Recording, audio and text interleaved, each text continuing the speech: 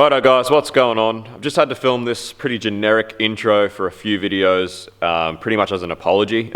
So it would appear that my trusty GoPro vlogging setup has finally kicked the bucket at some point. I don't know whether it's the actual port on the GoPro or the mic adapter from GoPro, but one of them has shit the bed. And as such, pretty much a lot of what's been filmed lately has absolutely terrible audio quality. So the problem is, because I've had so much time off with my son, I just left the GoPro here for Rex to film, and pretty much since Rex started filming, all of the video has been that way. And I didn't notice until last night when I finally got the footage off and had a look at it, that the audio was absolutely atrocious for all of them. Unfortunately, that means literally the entire video for this Maloo is all just straight off the GoPro audio, and it's terrible. Everything Rex filmed with the blue tonner pulling the motor out of that is also horrific, and the start of this 31 video is also going to be terrible quality. So my apologies to you guys.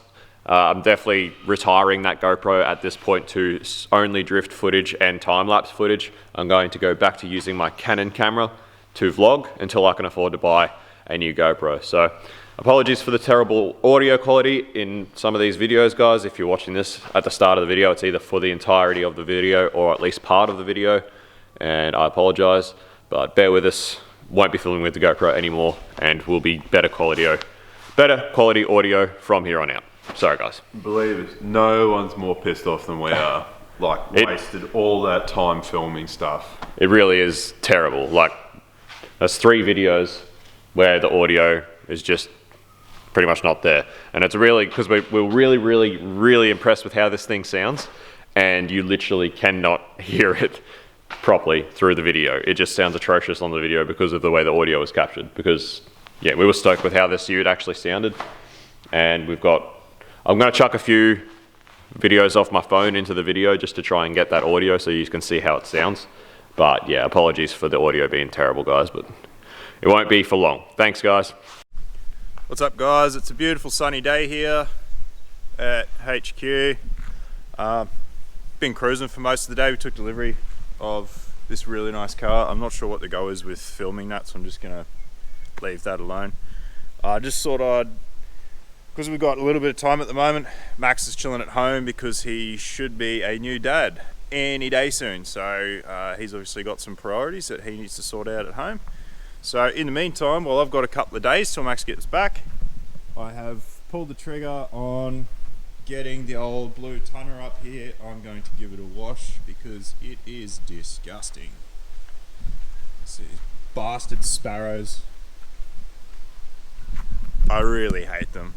I just really do. They're the fucking bastards. But anyway, so I'm going to give it a clean and start stripping this silly old big block out of here. So this is the old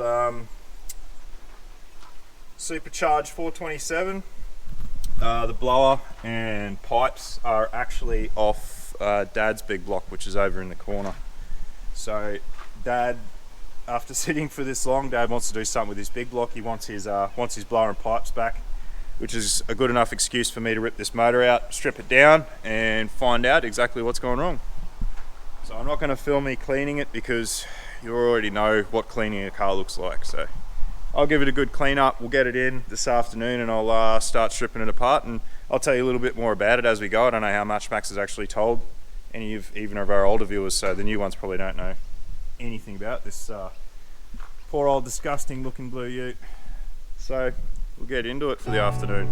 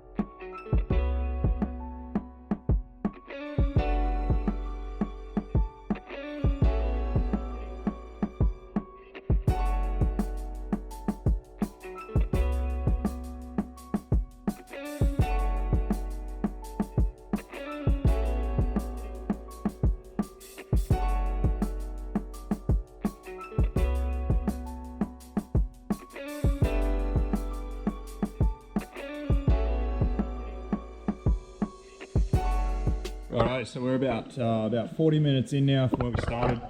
I've got radiator out, blower and carb off, all the nitrous, most of the nitrous stuff gone.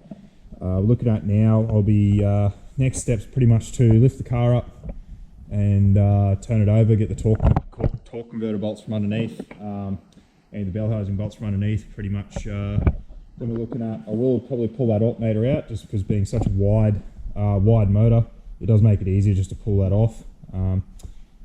And it is a bit of a pain in the ass, this thing, because it is such a wide motor and it's got quite large pipes on it because it is a big block.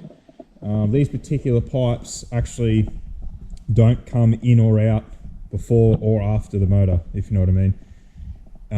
They're a pain to get in there, but basically as the motor comes out, it needs to come out to a certain point that we can actually get the pipes out. Then the motor can come out. They have to go in and out at the same time. It's really painful.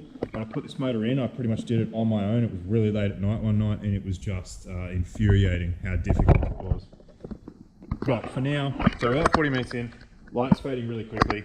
I've got a couple of other things to do, some people to message back, some quotes to do, and some phone calls to make. So I'm going to take a break for a while. I don't know how much further we go with this tonight. I was going to try and push and actually get the motor out, which I could do, but I don't really want to. I've got some stuff to do tomorrow, but if I get up early in the morning, I should have the motor ready tonight pretty much to rip it out, and it shouldn't take very long in the morning.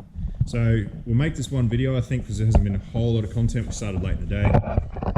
Once we rip this out tomorrow, I'll go through a little bit more of what this combo is and what we plan to do with it. I'll get some of our little goodies together and I'll show you what's actually going to go back on this motor when we sort it out.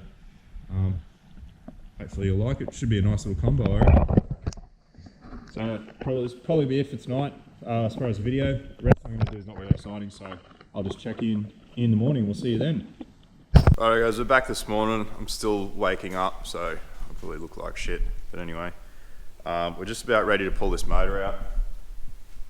Last night, I just sort of did a couple of extra things, pulled most of the pipes out of the bolts and stuff like that. We've encountered a pretty serious issue. When I went to undo the converter bolts, go to turn the motor over to get at the 3 converter bolts, obviously to turn around, and we've got a pretty serious issue here where the motor basically turned about 45 degrees and locked up. Not a good sign. I pulled the plugs out, and that one is now dry. Was wet, but you can see it's rusty. That one, rusty as hell. So with plugs out, it is still locked up and won't turn over. So I managed to get it to rock. It'll turn about 90 degrees between 2 points, which is a really, really bad sign. Signs point to this thing being about 0 out of 10 once I pull it down, which is a bit of a facepalm moment. I managed to turn it enough to get the converter bolts out so we can get the motor out without the box at least. So I'm already pissed off about it because it is entirely my fault just for neglecting this poor thing.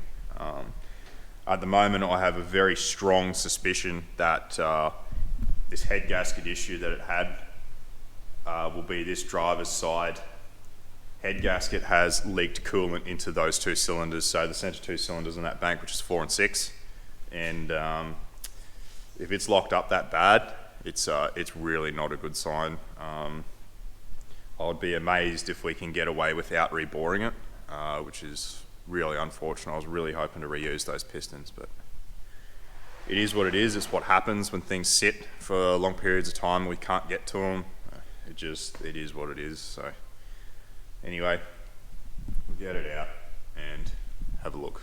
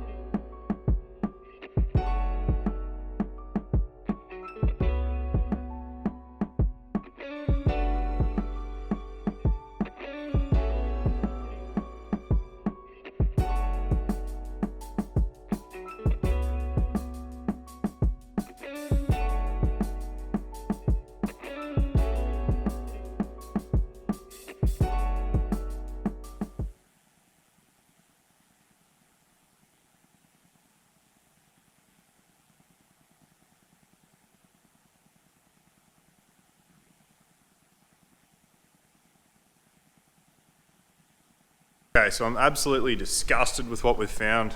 I really don't even want to show you, but I will. So pretty sure I've found our blow-by issue, which is this bad boy here. Cylinder number 7 has completely torched the head gasket. It is a known issue, especially on big block Chevs. Cylinder 7 does tend to run lean due to a couple of reasons. Some manifolds are better than others, but it's also to do with the firing order. So obviously when I went to the track, I probably shouldn't have got the shits with it that time at Power Cruise and sprayed it without having actually tuned it, but you know, it is what it is. However, that is not as big a problem as what I've found in the rest of the block. So this is, I nearly threw up a little, so just prepare yourselves. So this is what we've got. It is absolutely foul. Disgusting. This is our number 7. This is a bit that concerns me actually. This is where that head gasket was burnt. Now I can't tell yet, I need to clean this up. I'm hoping that this here is just residue, and I'm really hoping that it hasn't actually damaged the block, and I'm gonna have to check the head as well for the same reason. If it has actually damaged the deck surfaces on the head and the block, I'm gonna have to get the heads and block all skimmed again, which is another expense. So this, what I was hoping would be a relatively quick and cheap rebuild, has now turned into quite a painful and expensive process already. So all this watering both sides is obviously was not a head gasket issue, which I suspected as soon as I pulled that off and saw those marks in that port that water's been sitting in there. So I'm pretty sure what's happened when we had those massive storms after the drought broke, where the car's parked there, I thought it was undercover enough, but I wouldn't have believed it, except the evidence is there. Enough rain and water's actually blown in to get through the air cleaner, down the carby, past the blower, down the intake and into the whole motor.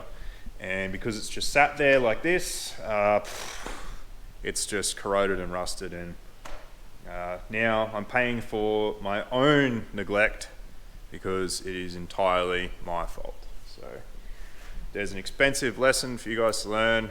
Look after your stuff better than I do.